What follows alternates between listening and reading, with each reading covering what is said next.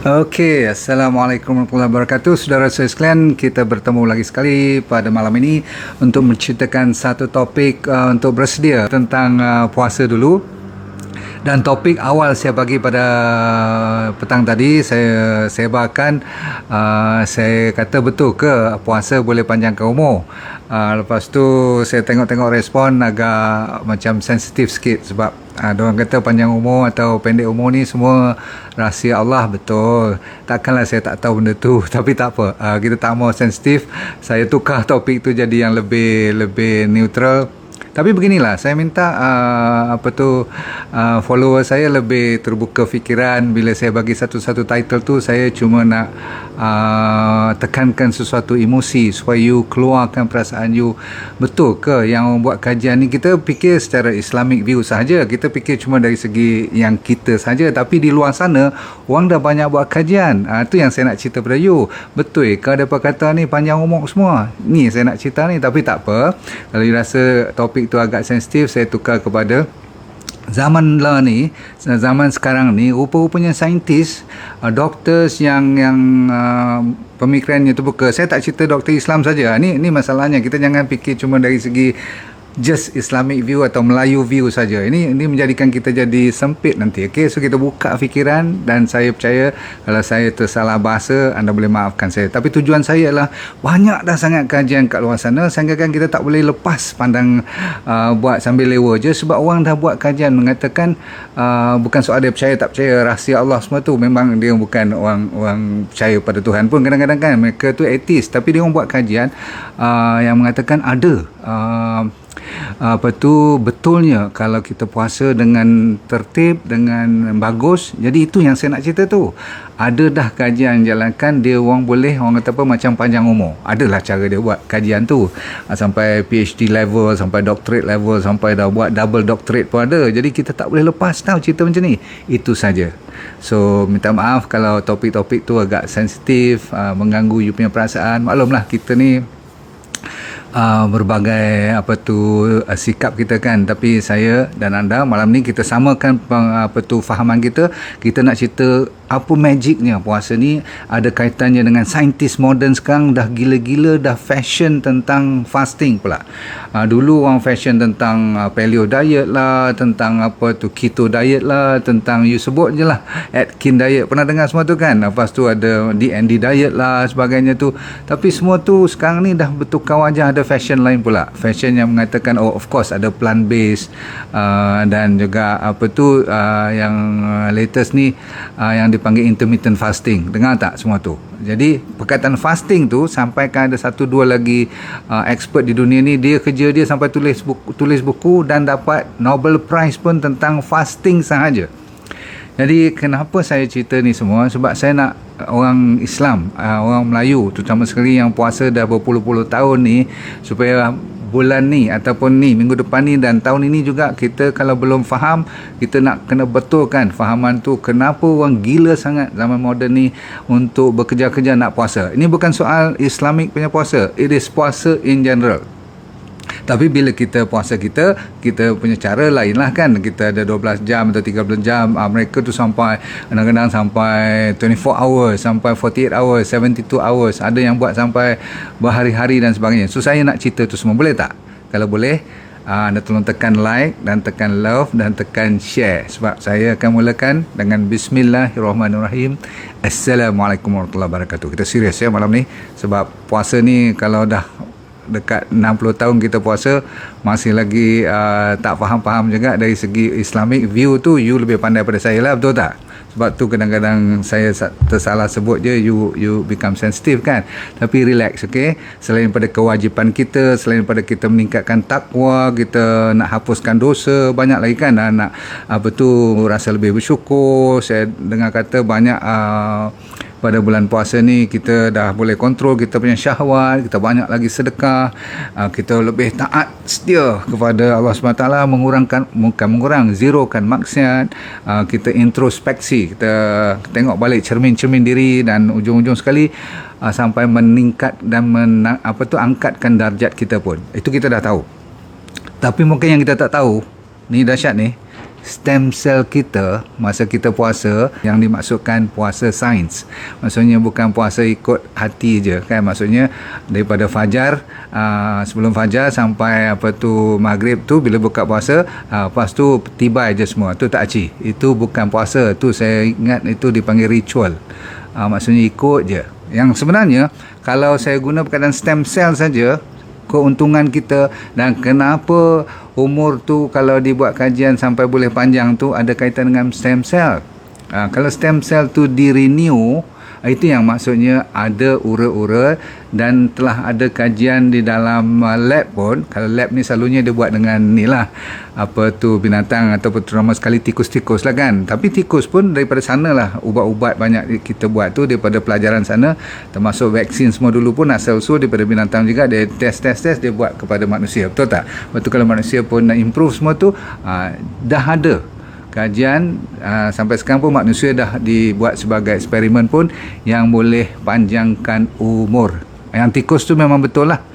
Siapa yang dipuasakan, ada cara dia buat tu kan, dia tambah sampai satu kajian tu saya terkejut tengok sampai dekat 80% peningkatan umur tikus tu.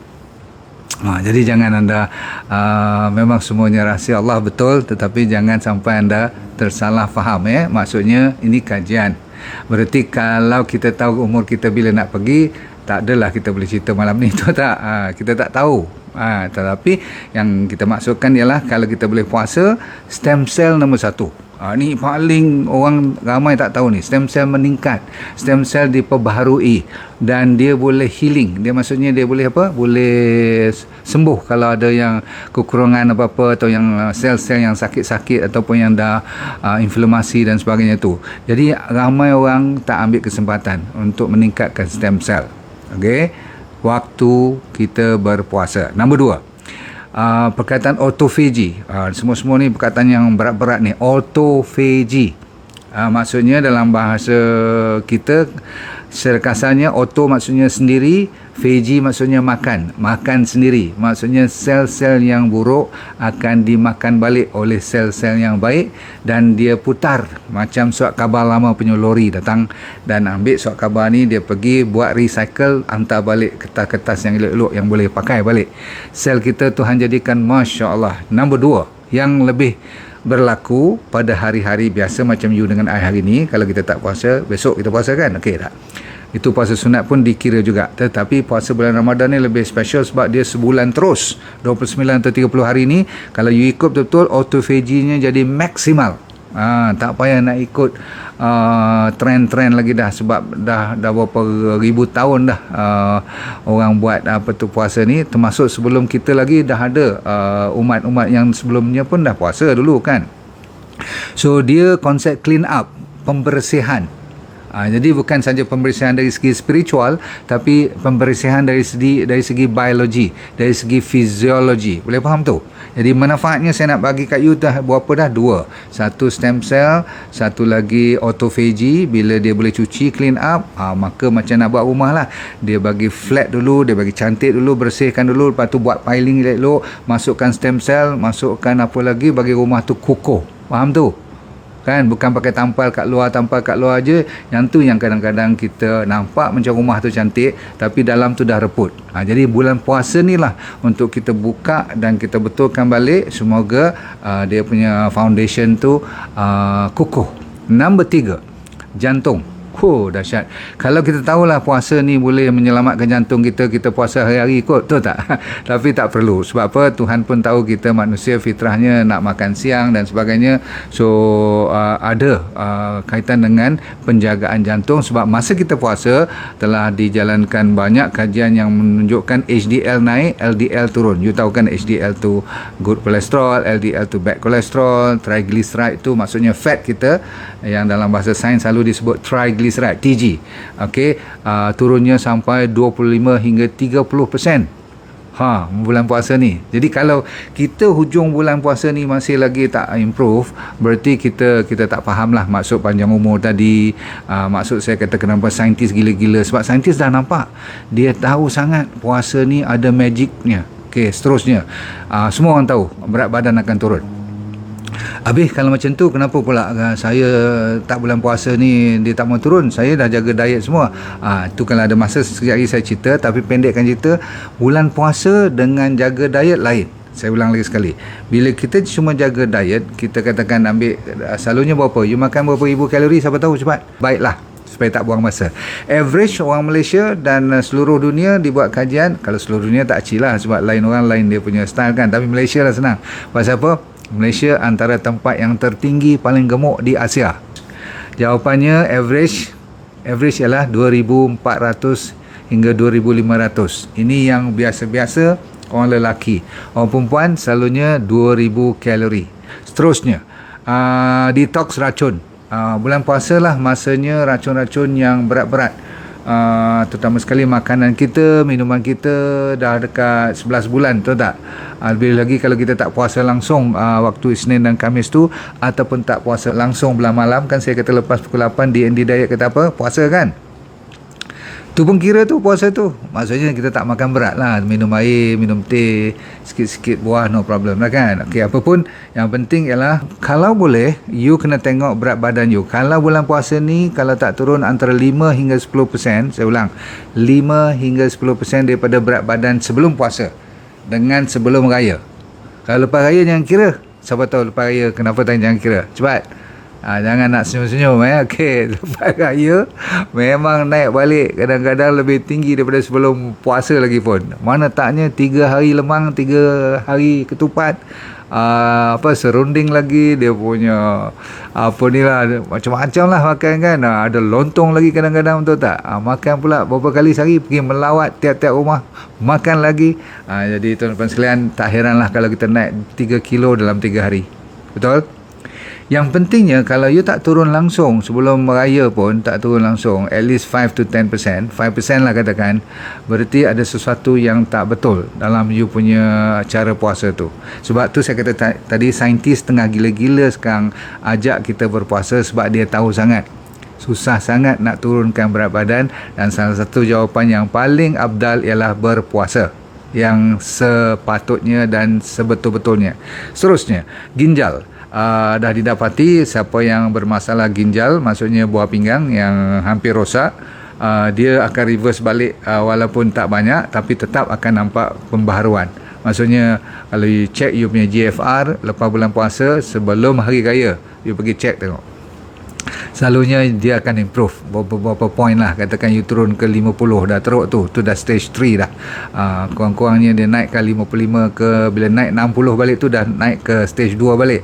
Senyum lah macam tu kan. Kau senang nak stage 3 nak pergi stage 2, tapi dengan syarat sebulan tu puasanya cukup terbaik. Okey, nanti ingatkan saya apa nak makan semua tu sikit-sikit lah. Immunity kita meningkat, you punya daya tahan. Ni zaman-zaman COVID semua ni, masa puasa ni patut dia punya analisa dia, statistik dia harus turun. Kalau bulan puasa ni lebih ramai orang Islam yang kena, tak puasa lah tu. Bukan maksud saya macam tu. Puasa ni sebenarnya meningkatkan immunity. Dah banyak kajian dibuat, you punya white blood cell akan bertukar daripada yang lama ditukar jadi baru. Dahsyat. White blood cell itulah akan jadi kita punya army dan polis. Baik. Dia melawan infection dan radangan. Okey, satu lagi, you akan lebih bertenaga. Ramai orang kata kalau bulan puasa ni tak cukup tenaga, tak boleh buat banyak kerja semua. Itu bohong besar. Banyak saintis dah tahu masa bulan puasa mereka akan lebih bertenaga berbandingkan dengan orang yang diet. Kalau diet cuma nak kurangkan, sebab cuma nak kuruskan badan, jadi dia kurangkan 500 kalori sehari saja, itu boleh kuruskan badan, tapi kadang-kadang dia rasa letih. Tapi kalau fasting, dia tak makan langsung siang tu kan, dia buka puasa cara yang sederhana nanti, maka dia punya tenaga tak akan berkurangan, bahkan dia akan rasa lebih ringan badan dia. Seterusnya, dia akan banyak menggunakan fat dalam pemakanan dia. Maksudnya bukan makan lemak, tapi body you pecahkan banyak lemak. Sebab apa? Bila lepas pada 10 jam, saya ulang, bila kita puasa atas pada 10 jam, kita kan puasa atas pada 10 jam kan, 12, 13 jam macam tu, betul tak? Tengok negara mana lah, tapi Malaysia lebih kurang macam tu. So lebih pada 10 jam je dia dah mula makan you punya fat. Lagi lama kita lepas pada 10 jam tu, lagi banyak dia gigit ataupun dia ambil tenaga daripada lemak. Yang tu yang kita nak buangkan, betul tak? Sebab glukos kita dah banyak makan semalam masa buka puasa tu dengan sahur semua. Glukos tu by pukul 2 tengah hari atau 3 petang dia dah mula nak habis you punya store dia. Maka pukul 5 ke atas, masa tu dia cuba nak tolong bantu you hilangkan you punya buncit, boroi dan kita punya kolesterol tinggi semua tu lah. Baik, sambung. Otak kita akan lebih meningkat dari segi daya peringatan dan sel-sel otak di-renew dan ditambah. Mana orang tak gila nak berfashionkan puasa sebagai dia punya gaya hidup terbaru, betul tak? So dia naikkan sel saraf, jadi masalah-masalah degenerative disorder, maksudnya penyakit-penyakit orang tua-tua ni akan banyak berkurangan kalau siapa yang rajin puasa. Sebab tu bila Tuhan suruh kita puasa sebulan ni, dia dah tahu. Dia yang buat kita. Kenapa dia tak bagi cuma 5 hari? Kenapa dia tak suruh buat sampai 4 bulan pula? Tak pula kan? Dia bagi sebulan cukup bulan puasa ni. Semua tu ada magicnya. Okey. Baik. Diabetes. Kalau you masih tinggi you punya glukos masa bulan puasa ni, something is not right about your puasa. Sebab apa? Puasa sebenarnya adalah salah satu daripada jawapan untuk mereversekan diabetes tanpa ubat. Janganlah pula you berhenti ubat nanti jadi apa-apa you marah ke air pula. Yang insulin tu lagilah kena jaga-jaga, tetapi selalunya paling busuk you kena kurangkan ubat lah, ataupun turunkan you punya dosage tu. Pasal apa? Kalau tidak nanti jadi hypo pula kalau puasa yang betul-betul tepat. You mesti tanya apa yang dimaksudkan betul-betul tepat. Sekejap, dia masa buka puasa je sekejap lagi yang menjadi masalah kita kat Malaysia ni kan, bukan masalah puasa tu sangat. Baik, sambung. Sendi you punya joint akan lebih senang bergerak, maksudnya tak ketat sangat. Ada masalah arthritis ke apa-apa. Masalah hormon akan lebih stabil bagi mereka yang selalu bermasalah hormon. Satu daripada hormon yang keluar masa puasa yang paling orang tunggu ialah namanya, siapa tahu? Growth hormone. Dan satu yang orang selalu meluat dengar ialah insulin. Jadi yang kita tak suka meluat ni, Tuhan jadikan masa bulan ni kalau puasa betul-betul dan buka puasa sahur betul-betul, dia akan turun insulin tu. Bila insulin turun, you punya masalah diabetes akan terjawab. Baik. Growth hormone adalah hormon-hormon yang bagus untuk menjaga balik supaya tak kedut muka, tak jadi macam lembik you punya otot-otot semua tu. Itu diperlukan. Sebab ramai pula orang yang puasa dia kurus betul sampai dekat 10-15 kilo, tapi muka nampak macam 5 tahun lebih tua, tak cik lah. Faham tak? Pasal apa? Kita dah tahu kalau you makan salah, nanti bila kita buka puasa tu, dia akan walaupun kurus, badan kita jadi kurus, tetapi dia jadi lembik. Kita tak nak. Sebab apa? Yang puasa yang tepat ialah apabila you masih lagi tone, you nampak kemas. Okey, seterusnya, you punya kolesterol saya dah kata tadi boleh turun, tapi yang orang ramai lupa ialah you punya bakteria. Rupanya masa kita berpuasa ni ada 500 bakteria, tapi 2-300 yang selalunya orang nak ingat tak boleh, tapi 2-3 seperti Akkermansia, Lactobacillus dan sebagainya tu masa bulan puasa ni bila kita feed dia balik, masa kita buka puasa kita refeeding, maksudnya bagi makan balik. Kan dia pun puasa kalau kita puasa, tapi masa dia ada waktu untuk meramaikan, memeriahkan dia punya good bacteria tu, kita feed dia masa kita buka puasa nanti, atau sampai tarawih pun ada makanan yang agak sesuai, dan especially sahur dia akan banyak membiak, dan you akan dapat microbiome atau bakteria yang baik-baik, banyak penyakit you akan lega. Seterusnya, penremajaan, anti-aging. Itu yang saya kata ada kaitan dengan panjang umur tadi. Bukan saya kata you boleh tambah lagi 10-20 tahun. Kalau Tuhan dah kata umur 77, go lah kan. Tak boleh buat ghostan ke depan. Tetapi sebelum sampai 77 tu, kita nak pertahankan supaya nampak macam panjang umur. Dia tu 75 masih lagi boleh berjalan keliling rumah semua. Cun lah kan. Okay. Tapi 75 masih okey kot kan. Orang dah 90 pun masih boleh berbasikal lagi. Contoh. So penremajaan fungsi sel kita tu meningkat. Sebab kita tahu, mungkin kita lepas pandang, setiap saat sel kita ada yang mati, ada yang diganti. Sampai saya tak tahu macam mana dia hitung ni, 125 million sel setiap saat katanya dah mati dan dah digantikan balik. Dahsyat. Jadi kalau tidak ada suasana untuk dia membuat proses ni, maka kita lebih cepat proses penuaan.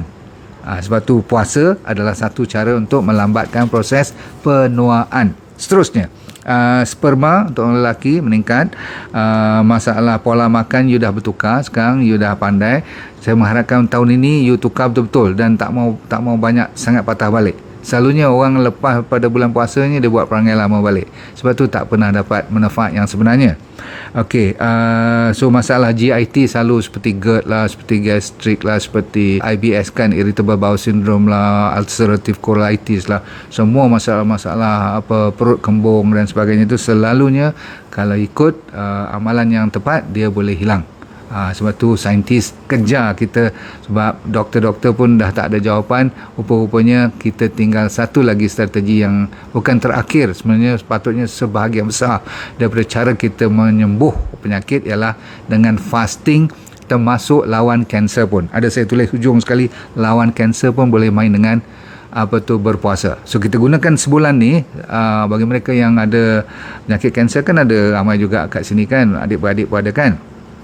Dan penyakit-penyakit yang serius seperti autoimun tu semua tu, termasuklah penyakit arthritis dan gout pun boleh kita lawan. Orang yang ada penyakit kulit dan jerawat, selain daripada pakai RX yang saya buat tu, kalau nampak masih lambat juga, puasa terus, sebab dia boleh detox kulit pun. Last kali ialah masalah emosi dan mental. Anda tahulah kan, bila kita dah ikut dari segi agama kita tu, semua 8 punya kebaikan tadi, 9 kebaikan tadi tu, dia akan terus resap dalam minda kita. InsyaAllah otak kita pun kurang mengumpat dan sebagainya, nak fikir benda-benda tak elok, kita akan lebih stabil. Saya heran ada satu kajian ni you percaya tak percaya, saya pun terkejut juga. Dia kata kita sampai boleh reset kita punya DNA, genetik kita ni.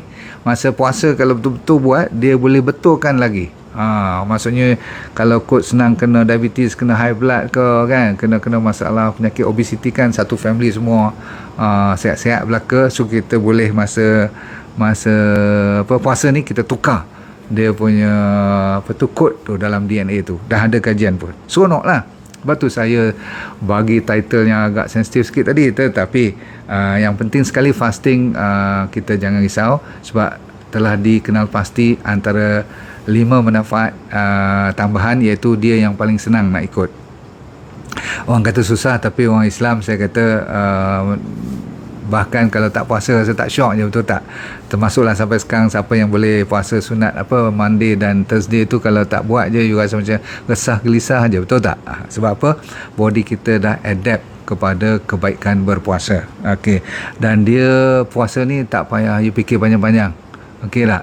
Masa ni lah sepatutnya, betul lah kata sosiologis atau ekonomis, sepatutnya kita save duit. Tapi ramai orang yang salah bulan, dia beli lebih banyak masa bulan puasa. Buka puasa dia lebih dahsyat daripada masa bukan bulan puasa.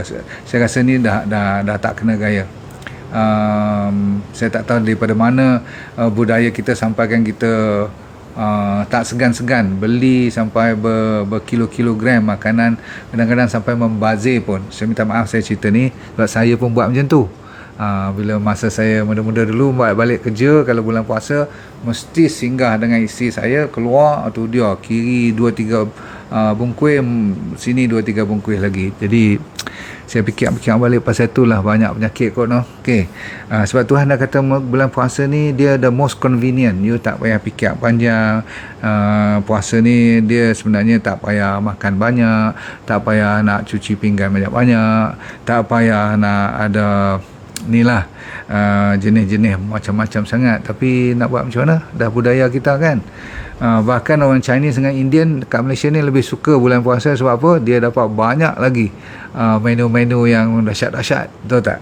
Lepas tu puasa juga you tak payah fikir lagi dah nak ikut paleo ke, nak ikut keto ke, nak ikut D&D diet, sebab dia dah set elok-elok.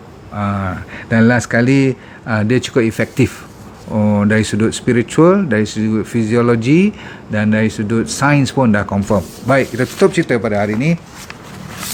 apa yang anda harus buat, okey, supaya you tak kelang kabut. Nombor satu, puasa semua tahu kan, okey, daripada sekian waktu ke sekian waktu tu puasa, tak makan, tak minum, tak mengumpat dan sebagainya. Okey, cantik. Tetapi yang selalu menjadi masalah bila you buka puasa dan saya buka puasa, banyak orang kalau boleh you totalkan daripada buka puasa sampai sahur, totalnya tak lebih pada 1,300 atau 1,200 kalori. Saya minta you tulis ni betul-betul. Sebab apa? Ramai daripada kita yang akan makan macam biasa balik, bahkan timbal balas. Orang panggil dia lahap balik. Pasal apa? Dia kata dia puasa siang, so dia harus bagi apa orang panggil macam reward, bagi macam hadiah lah sebab aku dah puasa siang tadi. Salah. You sepatutnya masa dalam waktu you buka puasa tu lah, dan sampai you campur ke sahur, tak lebih daripada 1,200-1,300 kalori. Boleh ingat tu? Jadi kalau tadi siapa yang makan 2,400 tu, you kena setengahkan total bila dah buka puasa sampai sahur.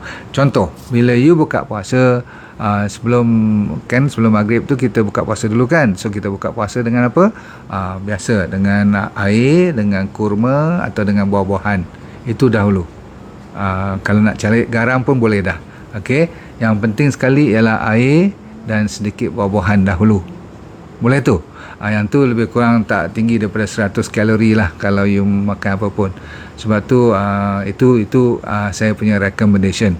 Body you dah puasa dekat 12-14 jam tu, betul-betul you jangan gertak dia terus dengan sepinggan nasi. Saya tahu sebahagian besar daripada anda kalau tak makan nasi, you tak boleh sembahyang. Saya minta tolong tahun ni boleh tak you tukar sikit.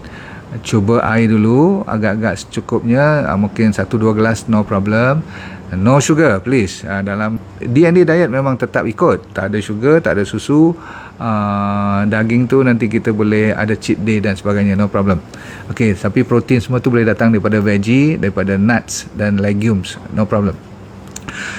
Pas maghrib nanti you boleh makan dinner you. Dinner kita macam lunch. Sebab kita tak makan lunch tadi, so dinner kita macam lunch. Sebab tadi you dah makan buah-buahan, betul tak? Buah-buahan tu tak payahlah banyak sangat sebab you nak pergi maghrib nanti.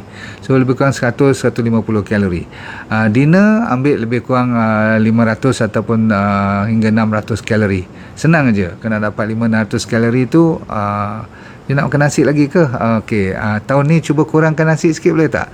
Banyakkan ubi, banyakkan bahan-bahan yang berserat tinggi. Sebab nasi yang putih melepak tu terlalu, kadang-kadang segan juga saya nak sebut. Takut nanti you kata takkan nasi pun tak boleh. Memang saya benarkan karbohidrat, tetapi boleh tak kurangkan. Sebab apa, nasi yang terlalu putih bersih tu dah kurang dia punya serat-serat dan zat-zat makanan. Kalau nak beras perang, ubi-ubi, keladi, saya dah cerita semua tu. Tetapi yang paling banyak ialah you punya sayur-sayuran. Rebus pun tak apa, nak buat ulam pun tak apa. Ikut berat badan you kali kali 5. Ingat, untuk sayur-sayuran. Boleh? Jadi buah you akan berkurangan sikit lah. Nak ambil sampai 700 atau 600 kalori, gram tu agak berat sangat. So saya ulang lagi sekali, makan lepas maghrib tu makan macam lunch. Lunch kita kata apa? Banyak sayur-sayuran dulu sampai setengah pinggan tu sayur-sayuran ataupun sup, buat daripada sayur, no problem. Ulam-ulam semua boleh, nak dengan sambal pun no problem. Lepas tu you nak makan dengan nasi, lebih kurang 1/4 cukup pinggan tu. Lepas tu you lain semua tu campur-campur lah, ubi-ubi dan sebagainya. Boleh, cuma dengan syarat jangan banyak lebih daripada setengah pinggan you punya karbohidrat tu. Yang penting ialah yang hijau. Sebab apa? Kalau you lagi banyak you buat makanan yang penuh dengan hijau tu, nombor satu, you punya kalori tak tinggi daripada 500. Nombor dua, kenyang. Sebab you nampak macam you makan satu pinggan penuh, tapi rupa-rupanya penuh dengan serat. Dan daripada sayur ni lah datangnya semua. You punya protein, you punya mineral, you punya vitamin, semua datang daripada situ. Okay, protein-protein pun datang dari situ. Minyak-minyak semua boleh datang daripada, kalau you nak tambah minyak kelapa ke, minyak sachainchi oil ke, ataupun minyak kelapa sawit ke, no problem. Okay, nak dimasak dengan minyak-minyak tadi pun boleh. Cuma tak boleh minyak-minyak yang trans fat seperti minyak bunga matahari, minyak canola, minyak-minyak yang telah diproses itulah ya, minyak yang you tahu lah kan, yang dalam plastik. So yang recycle lagi tak boleh. Baik, bila sampai lepas tarawih nanti, you dibenarkan ambil apa yang orang kata apa, macam kudapan lah, macam snack sedikit, walaupun kadang-kadang you suka benda-benda yang agak manis, tahu tak? Bubur hitam ke, ataupun sikit kuih-kuih yang ni you boleh cheat sedikit, sebab kalau saya kata jangan langsung, nanti you tak mau ikut pula nanti kan. Tapi air kali kedua kena banyak. Tadi waktu maghrib lebih kurang sampai lepas apa tu you makan dinner semua tu, air dah masuk lebih kurang hampir 500 ml. Bila sampai ke tarawih, lepas tarawih, sambil tarawih pun boleh bawa air, you dah habis 1.5 liter air. Yang ni mustahab, yang ni wajib dengan garam. Bila sahur nanti air lagi 500, so total air lebih kurang 2000 ml ataupun 2 liter satu malam sampai sahur. Boleh tak? Tak boleh, you reka-reka lah, bagi 1.5 at least. Kurang-kurangnya kencing you dah tak kuning lagi dah. Sebab petang tadi kan kencing tu kuning kalau puasa, betul tak? Itu berarti air dah tak cukup. Pagi buah dan apa tu, kalau nak makan juga you cari sayur-sayuran, ataupun kalau setengah orang tu tak boleh tak makan nasi, saya tak tahu nak buat macam mana. Sebab takut nanti you dah makan tadi lepas maghrib tu kan, lebih kurang dah dekat 1000, tak sampai 1000 lagi, baru 700 kalori. So you ada lebih kurang 300 hingga 500 kalori untuk nak makan waktu sahur.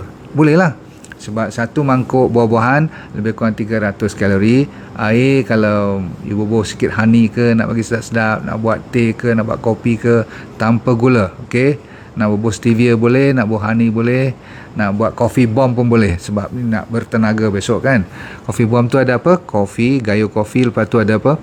Minyak kelapa dara, lepas tu sachainchi oil.